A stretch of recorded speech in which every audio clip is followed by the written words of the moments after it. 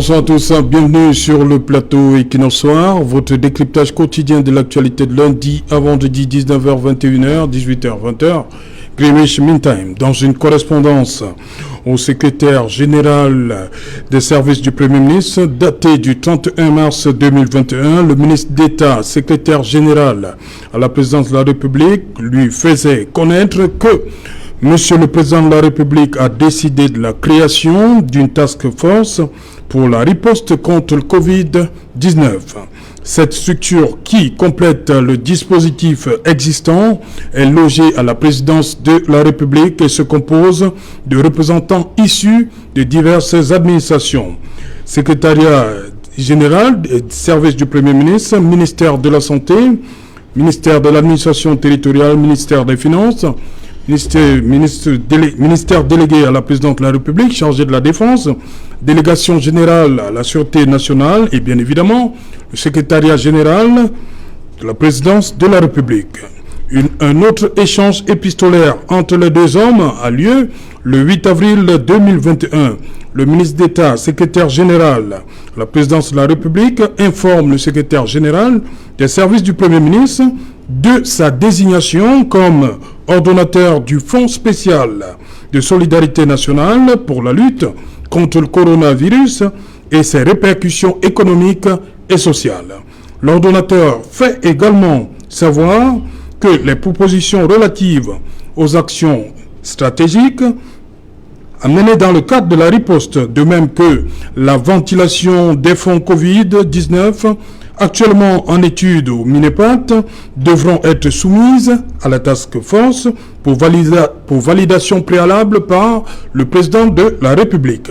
Dans une correspondance abondamment relayée dans les réseaux sociaux le mois dernier, le ministre d'État, secrétaire général à la présidence de la République, demande au ministre de la Santé publique de signer dans l'urgence les contrats avec 6 entreprises pour environ 7 milliards de francs CFA. L'attribution de ces contrats, de l'avis de certains observateurs, n'a pas respecté la réglementation en matière de passation des marchés publics. Madame, Monsieur, tout à l'heure à 20h, c'est la grande édition d'information présentée par Cédric Nouffelé. Quant à moi, je vous retrouve après pour le débrief du journal.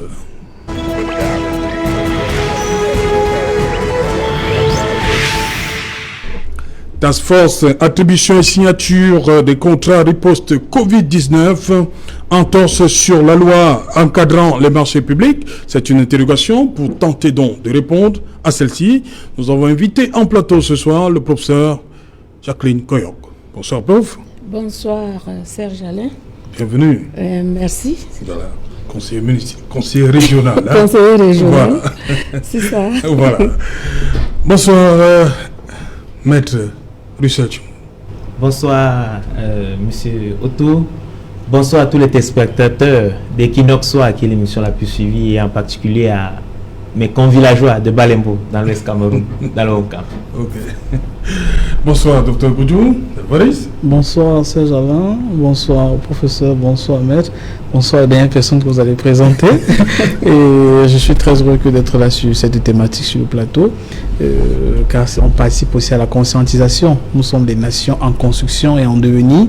Donc, nous avons le devoir tous d'apporter notre petite contribution pour que la population puisse mieux comprendre les thématiques qui sont sur la table et qui décident du devenir de notre pays. Voilà, la personne que je vais donc présenter en dernier, c'est Emmanuel Kounié. Bonsoir. Bonsoir Serge Alain, bonsoir à mes compagnonnistes, bonsoir surtout à tous les prisonniers politiques qui sont dans les geôles du Cameroun, qui sont partout à Yaoundé, à Douala, et bonsoir surtout à ceux qui ont été déportés, aux 7 qui ont été déportés de Fou pour Yoko, qui sont confirmés comme étant des prisonniers politiques, parce que vous déportez d'un Fou à Yoko voudrait dire qu'on atteste que vous êtes prisonnier politique. Bonsoir à tous ces gens-là. Et je leur demande de tenir bon, de comprendre que pour lutter contre une dictature, c'est le prix à payer et qu'ils doivent pouvoir tenir bon et puis garder le moral. Donc pour vous, Yoko reste une prison politique? C'est une prison politique et c'est d'ailleurs pour ça que reste. Mais c'est une prison politique. Vous ne pouvez pas expliquer pourquoi des gens peuvent poser des actes soi-disant poser des actes à Saint-Mélima, ils se retrouvent à la prison en Fou et qu'aujourd'hui on déporte certains à Yoko en laissant une dame. Personne ne peut nous expliquer ce qui se passe. De toute façon, je crois que ces gens-là comprennent ce qui leur arrive. Ils savent qu'ils sont des prisonniers de la liberté et que le régime dictatorial de Yaoundé est en train de vouloir, n'est-ce pas, essayer de toucher leur morale. Et je pense qu'ils ont bien compris. Et vous voyez d'ailleurs chaque fois à Douala que nos prisonniers politiques vont au tribunal. Ils ont le moral suffisamment fort parce qu'ils savent pourquoi ils y sont. Docteur Goudjou, la question qui taraude les esprits, est-ce que les procédures ont été respectées dans ces attributions? D'abord, peut-être, il serait bien de comprendre comment l'attribution des marchés publics est organisée selon la loi au Cameroun.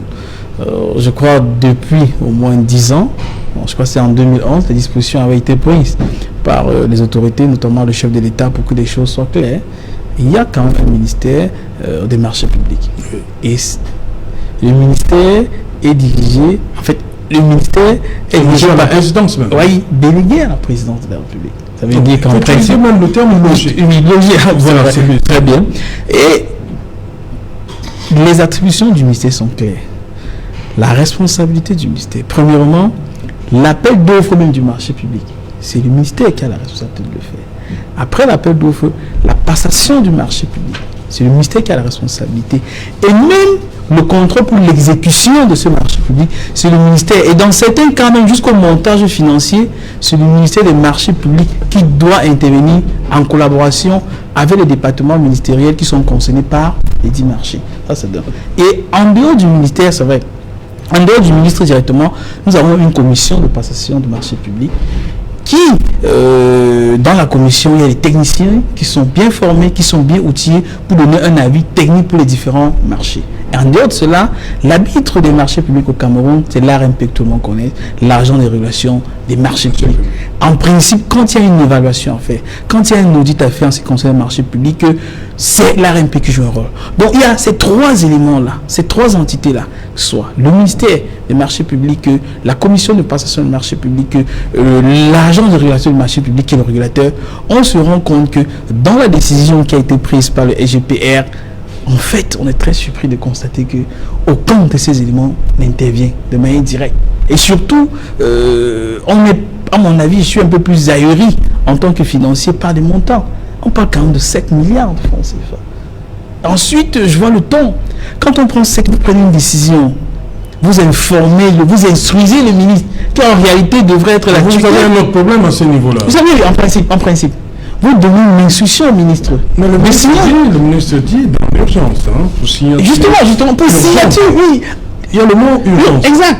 Pour signature, dans tous les cas, nous sommes dans l'urgence. Il y a l'urgence, mais on l'instruit quand même pour la maladie, hein, il y a la maladie. Est-ce qu'on doit traîner? Très bien, merci. Il y a la maladie. Oui. Mais curieusement, au niveau de la maladie, ce n'est pas le seul problème du Cameroun. Vous savez, la maladie peut être une conséquence de quelque chose. Pratiquement, c'est dans tous les domaines. Nous sommes en train de parler de la task force. Et en matière de task force, ce n'est pas la première task force que nous avons eu au Cameroun. Par exemple, nous avons une task force, par exemple, pour la gestion de la construction des infrastructures liées à la CAN. Ce n'était pas forcément la maladie, mais toujours est-il qu'il y a eu une task force et les choses ont été plus ou moins gérées de cette manière. Et on connaît aujourd'hui les résultats. Le fait qu'on ait mis une task force, par exemple pour la CAN, qu'on ait géré plus de 1000 milliards de francs CFA, n'ont pas permis qu'on puisse livrer les infrastructures dans les délais. Jusqu'à aujourd'hui, encore, nous avons des difficultés dans ce sens-là. J'étais en train de continuer, disons ceci, Serge Alain. Quand vous instruisez un ministre avec des montants aussi faramineux que cela, et surtout, regardez bien, dans l'institution du SGPR, il n'y a en principe qu'une seule personne qui est en ampliation, c'est le ministère des Finances. Puisque le secrétaire général du pays, ce n'est que l'ordonnateur exact. Oui. Donc on demande au ministère des Finances de payer, c'est tout. Les autres entités qui devraient en principe intervenir selon la loi du Cameroun sont pratiquement ignorées. Moi, à mon avis. Vous pouvez le citer là? Pour moi, tout ce que je viens de citer plus là. Oui. Moi, je pense que même pour. L'ARMP, la commission de passation de marché public, le ministère. Et curieusement, c'est même des voisins, puisqu'ils sont à la présidence. On ne lui dit rien. Moi, je pense même pour la simple forme, on peut au moins lui amplier, c'est-à-dire au moins pour information. Ça veut dire, on a comme impression qu'il y a un pouvoir suprême au-dessus à la présidence qui, dans certaines situations, comme dans la gestion des finances pour le Covid est en train de prendre pratiquement disposition. C'est pas mauvais de le faire, mais c'est très important, même dans l'urgence, de gérer la situation en respectant la loi du Cameroun. Surtout, il faut bien le comprendre, le secrétariat général de la présidence est la force exécutive du président de la République. C'est-à-dire, on aimerait que, pour ceux, pratiquement, même les départements ministériels, les forces déconcentrées et tout le reste, aimeraient voir le secrétaire général comme l'exemple à suivre. Mais si c'est le secrétaire général qui viole pratiquement toutes les lois, évoquant n'importe quel prétexte, moi je pense que cela est à craindre. Pourquoi cela est à craindre? Parce que nous sommes dans un contexte où le contexte socio-économico-sécuritaire a incité l'État à convoquer ce qu'on a appelé un grand dialogue national et devrait en principe contribuer à une certaine décentralisation. On est en train d'aller vers une certaine décentralisation. Mais on a comme impression, avec ce type de décision, que l'on a décentralisé pour mieux centraliser. Puisqu'en réalité, même les décisions qui ont été prises au niveau des entités, notamment les ministères, on a comme impression que tout cela est aujourd'hui concentré au secrétaire général de la présidence, dont les ministres ne sont là que pour exécuter. On lui dit signe, et le ministre des Finances paye. Rien de plus, pas l'avis à donner. Pour le moment, je pense qu'on pourrait faire mieux, à mon avis.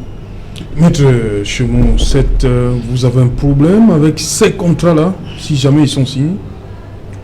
On va les classer dans quel type de contrat? Un problème, bon, ce serait trop dire. Oui. Une analyse juridique, je crois que c'est mieux posé. Voilà, vous rendez-vous compte que la thématique que vous offrez en débat ce soir pose le problème de l'aptitude et la capacité, puisque vous posez la question de attribution et signature des contrats réponse Covid. Et vous allez plus loin lorsque vous parlez de l'entorse à la loi encadrant les marchés publics. Je voudrais qu'on commence par le début. Vous savez, moi je suis un juriste et j'ai toujours la loi chevillée au corps.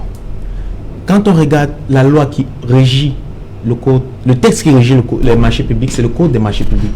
Et c'est un décret de 2018 qui fait ce qu'on appelle en droit un compendium. Ça veut dire qu'il recense tous les textes qui peuvent encadrer l'activité, la passation, la préparation, l'exécution des marchés publics. Et j'ai été curieux, puisque je regarde dans le visa de ce code, on se rend compte qu'on dit « vu la Constitution ». Donc ça veut dire que le texte primordial ici, c'est la Constitution.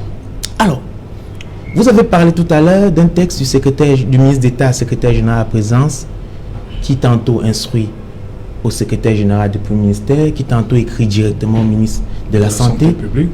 Il y a une question de hiérarchie et de respect des normes. Est-ce qu'il a l'aptitude de poser des actes de gestion dans le cadre de cette activité? La réponse à cette question, c'est l'article 11 de la Constitution. Puisque l'article 11 de la Constitution nous dit quoi? L'article 11 de la Constitution dit que le gouvernement met en place la politique nationale définie par le chef de l'État. Oui. Et l'article 12 de la Constitution nous rappelle Le Premier que ministre. le patron du gouvernement, c'est le Premier ministre.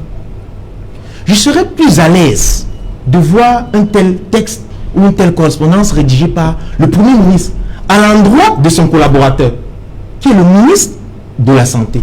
Puisque l'activité en question, la crise dont on parle, mon copaténiste parlait tout à l'heure, on est dans une situation de crise qui est une maladie, une pandémie.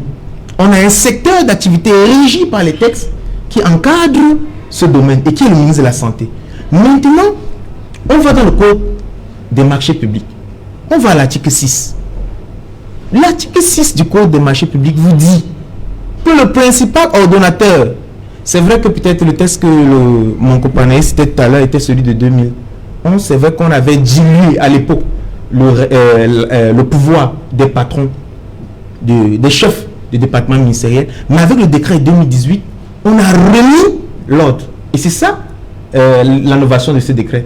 L'ordonnateur est le chef du département ministériel en ce qui concerne les ministères, puisqu'on va plus loin, chef d'exécutif communal, patron d'établissements publics et autres. Or, dans l'activité, dans le domaine où nous nous trouvons, c'est le patron du département qui doit prendre la décision, ordonner, préparer, distiller la décision qui doit être prise. Alors, je me pose la question de savoir, est-ce que le secrétaire général à la présidence est un chef de département ministériel en charge des questions de santé publique? Vous répondrez sûrement par la négative, puisque la Constitution qui est au frontispice du Code marché public a régi cette activité. Mais il y a une task force qui est créée, Maître Chemon. Oui, je sais ce qu'on va dire en face, la task force, les origines de la notion de task force. Vous savez, le terme task force a été créé pendant la guerre mondiale, la deuxième guerre mondiale. C'est une notion de guerre. C'est une notion de guerre, mais vous savez, dans les situations exceptionnelles, il faut toujours très bien encadrer les situations exceptionnelles. C'est peut-être le cas ici. Non, même dans les situations exceptionnelles, le code de marché public a tout prévu. Puisqu'on vous dit, et je suis sûr qu'on ira plus loin en vous parlant de gré à gré. Oui, on y arrive. Est-ce que le gré à gré, ça se passe comme ça? On vous donne les situations, on vous donne les cas. On vous dit, lorsque peut-être les soumissionnaires, on n'a pas de soumissionnaires au Cameroun qui peuvent prester. Moi, j'ai vu les sociétés prestataires, ce sont des Camerounais apparemment, puisque je vois des salles et des noms d'ici.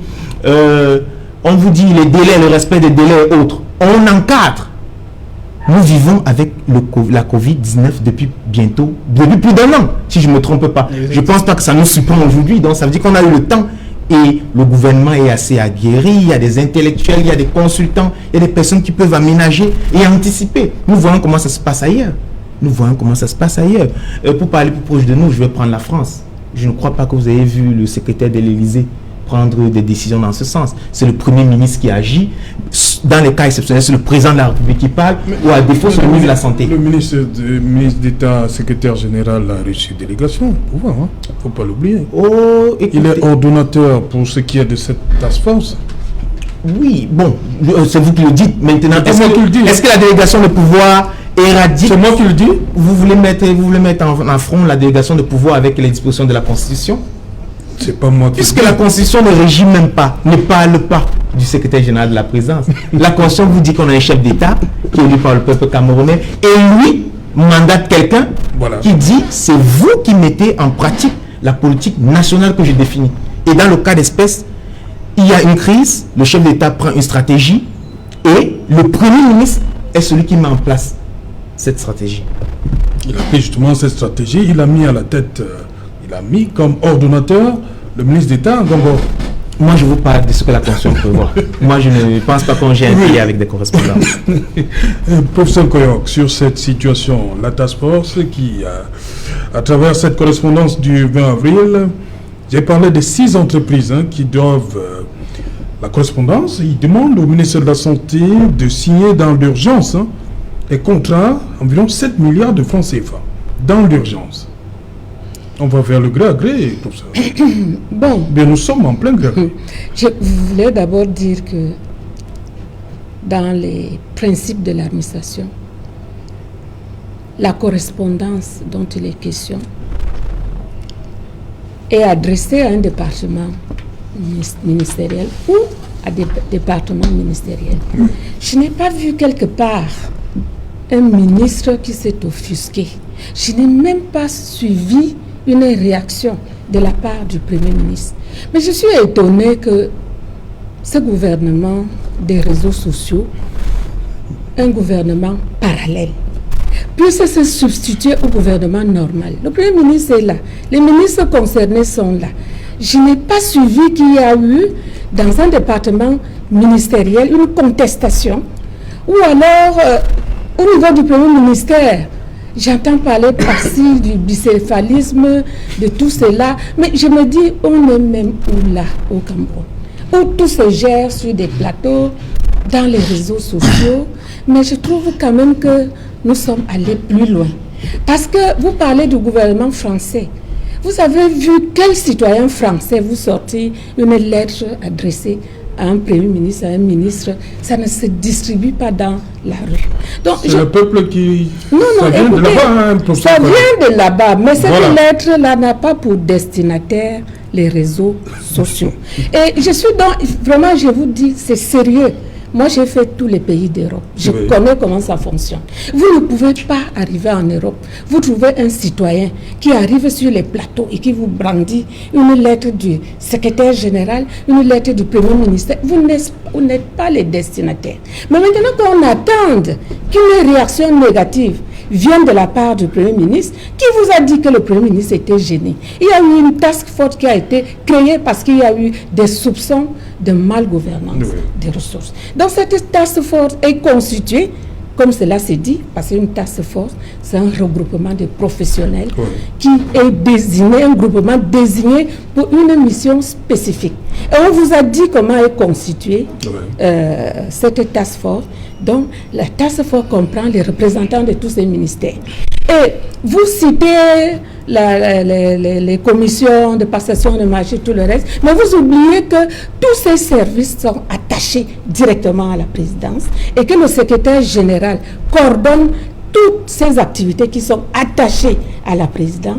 Qui vous dit que tout cela n'a pas été fait? Parce que le réseau social vous a dit à la lettre. Est-ce que le réseau social vous a dit quelle a été la procédure qui a abouti à la rédaction de cette lettre? Moi, je ne sais pas. Moi, je me dis, vraiment, peut-être que nous avons soif de connaître ce qui se passe, mais il y a une mauvaise manière de piller les correspondances administratives. Je sais que l'administration, même un ministre qui reçoit une lettre, il doit avoir le droit de réserve. Il doit être neutre. La correspondance administrative doit être neutre, légale, impartiale. Donc, moi, je ne sais pas comment une lettre qui est adressée à un ministre, à un premier ministre, à un secrétaire général, à un secrétaire du premier ministère, se retrouve dans les réseaux sociaux. Ça veut donc dire que vraiment, moi je ne sais pas si on est encore dans l'administration. Parce que l'administration, le grand fonctionnaire de l'administration est astreint à la réserve, à la confidentialité. Donc aujourd'hui, nous sommes dans les réseaux sociaux. On ne sait même pas, parfois les gens scannent les signatures des ministres et tout le reste, puis ils vous balancent tout cela dans les réseaux sociaux. Je me dis, nous sommes dans une administration qui est une administration légale et qui connaît ses principes. Laissez l'administration agir. Maintenant, n'allez pas dire que parce que les fonds n'avaient pas été bien gérés pendant la CAN, et les soupçons devraient normalement peser pour la task force. Mais j'ai déjà entendu tout dire. On juge une nation au pied du mur. Parce que je ne suis même pas en train de voir comment le Premier ministre serait en train de contester ce qui se fait. Mais laissez donc les services réagir pour dire nous ne sommes pas d'accord par rapport à cela. Et prenez-en des dispositions pour dire voilà, quelqu'un se plaint, le Premier ministre est en train de se plaindre de qu'on prend sa place, mais moi je me dis, nous connaissons le système. Et quoi que vous avez dit tout à l'heure, il y a eu les délégations de pouvoir, qui peut le plus, peut le moins.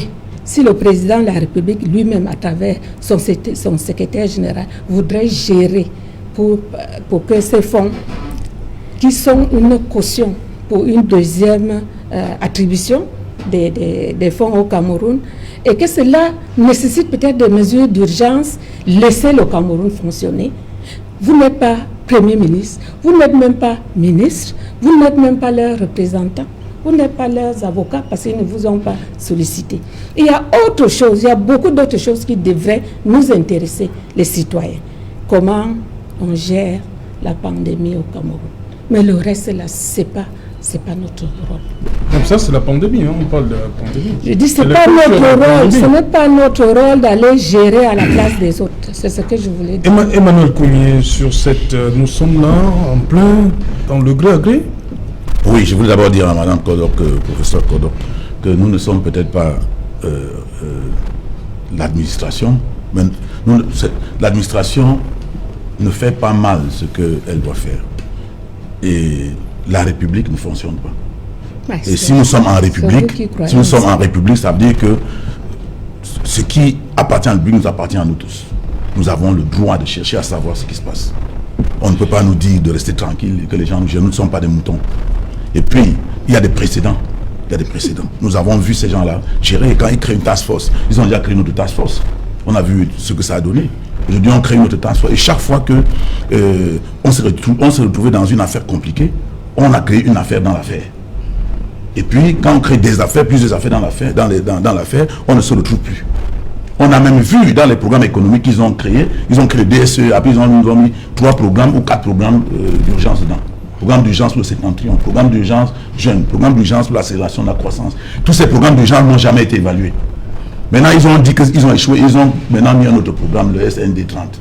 Alors, ils ne peuvent pas nous fatiguer avec des programmes à ne pas finir, avec des structures à ne pas finir, dont personne ne sait quelles sont les directions que ces affaires prennent. Donc, je pense que ces messieurs... Et puis, on arrive à la task force parce qu'on nous dit qu'on soupçonne que les premiers fonds n'ont pas été bien gérés. Alors, la task force, est-ce que la task force se substitue à tout? Puisque quand on regarde les entreprises en question, toutes les entreprises qui ont eu ces marchés sont des entreprises de Douala et Yaoundé.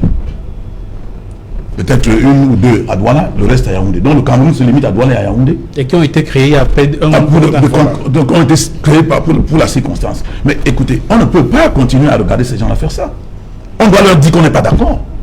Et après Nous ne sommes pas après, qui continuent. Et puis s'ils pensent qu'ils ont acheté le Cameroun, nous allons leur démontrer qu'ils ne sont que dépositaires du pouvoir du peuple et qu'ils ne peuvent pas continuer à faire cela. Et puis nous allons dire au peuple de prendre leurs responsabilités. Qu'est-ce que c'est que cette histoire? On peut être dans une république où les gens font ce qu'ils veulent, sous prétexte qu'ils ont été élus. Même quand vous êtes élu, madame, j'entends souvent les gens dire que puisqu'ils sont élus, on attend la fin du mandat. Non. Ils sont élus, ils doivent à tout moment nous dire ce qu'ils font. Parce qu'à tout moment, le peuple doit être capable de retirer sa confiance entre les mains de ces gens-là. Sinon, si quelqu'un est élu et puis devient fou, on ne doit pas le laisser terminer son mandat s'il ne peut plus comprendre ce qui se passe. Non. Donc je pense sincèrement qu'il y a un problème.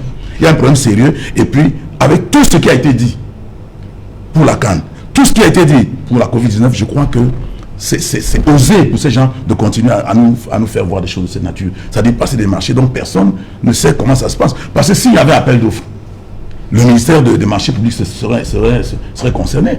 Maintenant, que ça se passe ainsi, il est établi que c'est un gré à gré. Alors le gré à gré, qu'est-ce que ces gens qui ont le marché ont fait de particulier pour mériter ça? Mais comme nous expliquons ça... Vous avez postulé, vous n'avez pas bien... Est-ce qu'on savait même qu'il y avait le marché? Nous, on apprend tout simplement que le marché est passé. Ça se passe dans une chambre noire. Est-ce que le Cameroun, c'est un pays? Et puis, si on se rend compte qu'il y a des détournements à l'appel, mais il n'y a pas de conseil de ministres. Mais vous soupçonnez pourquoi est-ce que mais ils ont dit eux-mêmes que pour les 180 millions, ça va dans tous les sens. On a dit qu'on devait faire des audits, on a dit des tas de choses. Aujourd'hui, personne ne répond de tout cela.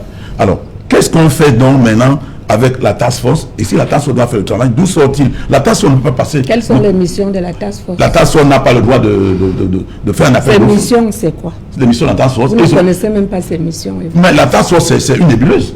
Voilà. C'est une nébuleuse comme toutes les nébuleuses. On a vu une autre task force à la CAN. Après, on ne peut pas. Ces gens doivent comprendre que ce qu'ils font là ne doit pas, les Camerounais ne doivent pas admettre ce genre de choses. On ne peut pas gérer le Cameroun comme c'était une épicerie. Ça, c'est absolument inadmissible. Et puis, moi, je crois que la task force n'a pas sa raison d'être. Si les gens ont mal fait leur travail, on les enlève, on est d'autres personnes qui peuvent faire mieux. On commence par nous créer des structures, on n'en finira pas. Après la task force, il faut créer un think tank, il faut créer... Bon, vous allez créer combien de structures? Donc si quelqu'un a mal fait son travail, on l'enlève de là où il est et on met à cette place quelqu'un qui peut le faire. Vous n'allez pas nous dire que c'est une seule personne qui peut faire un travail au Cameroun. La task force est là. Et ceux qui ont posé les derniers actes, qu'est-ce qu'on fait d'eux? Et on va où là? Nous sommes au Cameroun en train d'être gérés par des gens qui ressemblent à des pilotes ou à des commandants de bateaux qui n'ont ni carte ni boussole. C'est-à-dire qu'ils sont comme, je ne sais pas, qui ont perdu tous les repères et c'est le vent qui nous conduit. Il faut arrêter ça. Ok. Mais oui, d'abord, oui, monsieur, je voudrais quand même faire observer à madame la conseillère régionale que professeur, c'est pas un débat de personne. Moi, j'ai le défaut d'être juriste. Ça veut dire, quand j'ai une problématique comme ça, je questionne toujours les textes. Vous avez posé, vous dites que vous n'avez pas vu un ministre, vous n'avez pas vu un premier ministre s'offusquer. Même s'il s'offusque, ça ne sera pas sur la place publique. Moi, en tant que juriste, ça veut dire quand je vois une situation, je regarde, je consulte les textes. Vous avez posé la question de savoir, ce qui devrait nous intéresser, c'est comment est-ce qu'on gère la pandémie. Oui, avant de commencer la gestion de la pandémie, on prend un texte. Les juristes sont en amont de tout. La preuve, le secrétaire général, le ministre d'État, le secrétaire général de la présidence, prend une correspondance, un texte, pour régir une activité, pour donner des directives. Vous avez demandé quels sont les textes, quels sont les moyens. Mais la passation des marchés obéit à une réglementation. C'est un décret. Et moi, on m'a appris à l'école, à moins que ça ait changé entre-temps, puisque je suis dans l'activité professionnelle, qu'il y a ce qu'on appelle le parallélisme des formes. Ça veut dire, même si le chef de l'État, moi je pense, vous pouvez le contraire, veut changer une donne d'un texte pris par décret, il pourrait prendre un décret. Il lui est loisible de prendre un décret où il aménage une activité. Moi, je serais d'accord qu'on aurait pris un décret du 8 avril 2021, voilà, même ces trois articles. Ça permet au moins d'assurer la sécurité juridique. Il a créé. Oui, oui, je ne suis pas contre la création de la... note ou bien c'était un décret. Je vois une correspondance. Non, j'ai dit la création. C'est une correspondance. Moi, je vois une correspondance. J'ai dit la création. Moi, je vois une correspondance du secrétaire général de la présidence qui dit... la task force. Oui, il informe. Un représentant du secrétaire général. C'est le chef de l'État. C'est n'importe quoi. Oui, il informe du secrétaire général des services du Premier ministre. Il dit objet création d'une task force pour la riposte contre Covid-19. J'ai l'honneur de vous faire connaître que Monsieur le Président de la République a décidé de la création d'une task force. Est-ce que vous reprochez à la création? Pour la décision. Oui, je vois bien des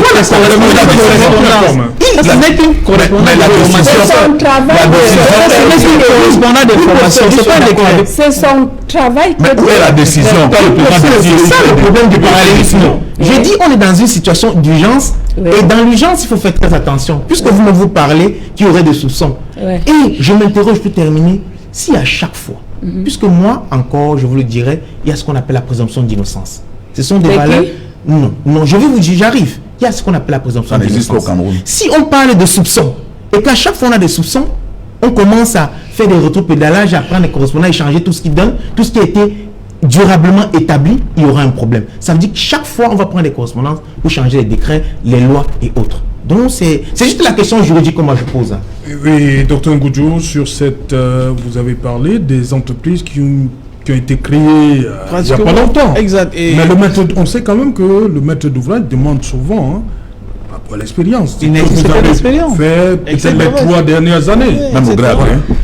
C'était très curieux. Et curieusement, quand on essaie de fouiller, il y en a certains même dans le siège, parfois, certaines sources, le siège se trouverait à Bamenda. D'autres sources, cela se trouve. Non, ce n'est pas des suppositions, je parle des faits. Où sont les textes? Non. On ne parle pas de textes, on parle du siège d'entreprise.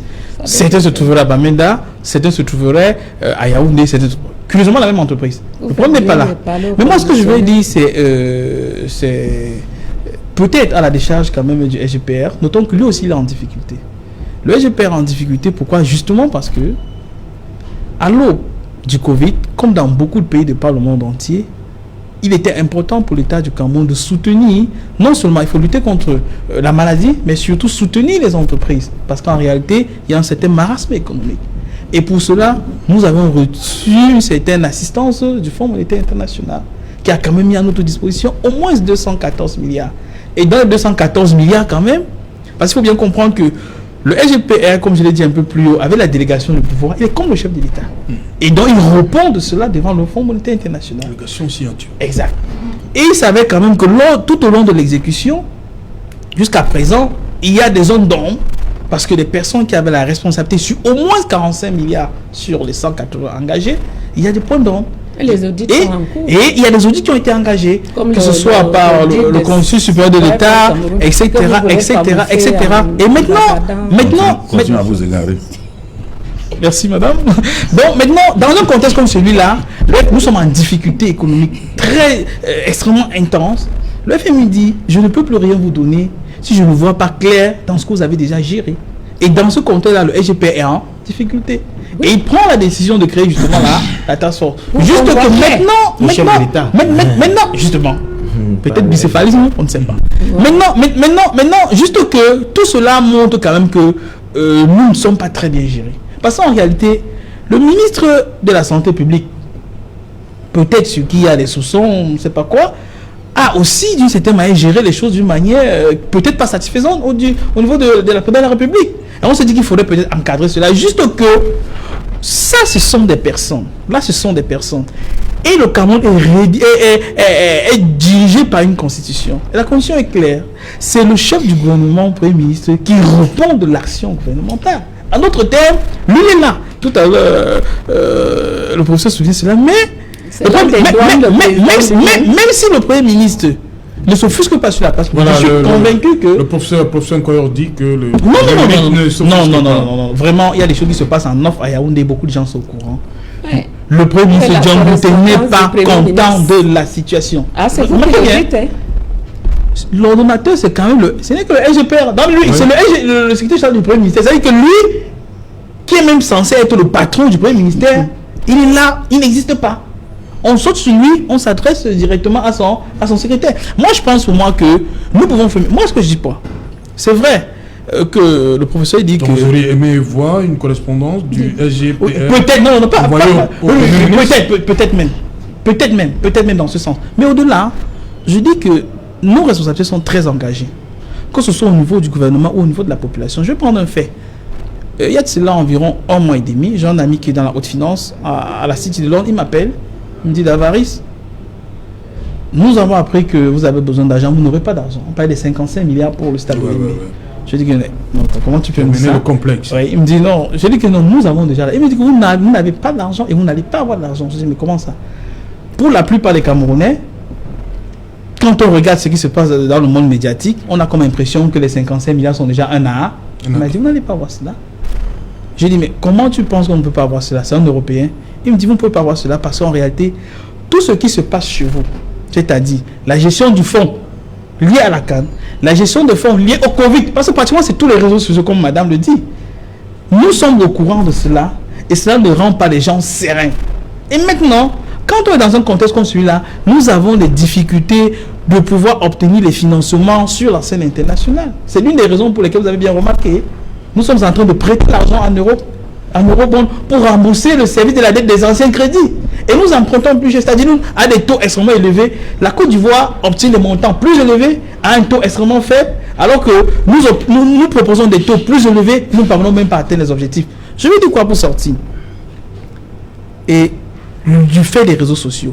Mais ce n'est pas la faute de la population. Si ces correspondants confidentiels se trouvent sur les réseaux sociaux, le SGPR, mais ça veut dire qu'un responsable, oui, bien sûr, en amont ou en aval, après cela a décidé de le mettre sur les réseaux sociaux. Et ce n'est pas la faute de la population qui l'utilise. Mais maintenant, quand vous très bien, parce qu'on n'est pas en République. À reprocher à qui? À ceux qui sont là.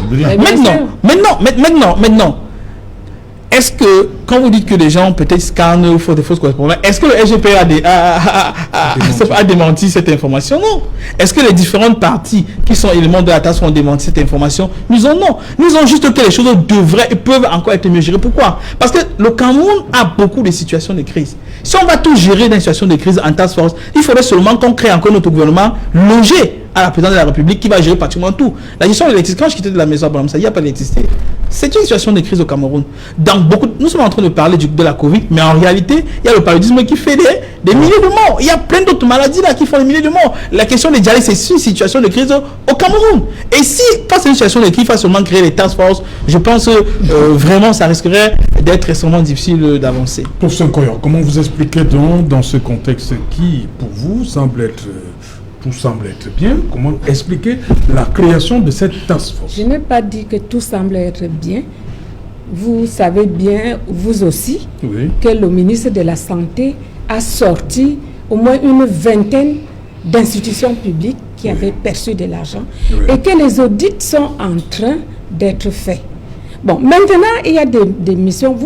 Je ne sais pas si les copanélistes savent que pour que le Fonds monétaire international donne de l'argent, un autre montant d'argent au Cameroun, il faut d'abord montrer qu'il y a des infrastructures et qu'il existe déjà des partenaires capables de mettre en œuvre cela.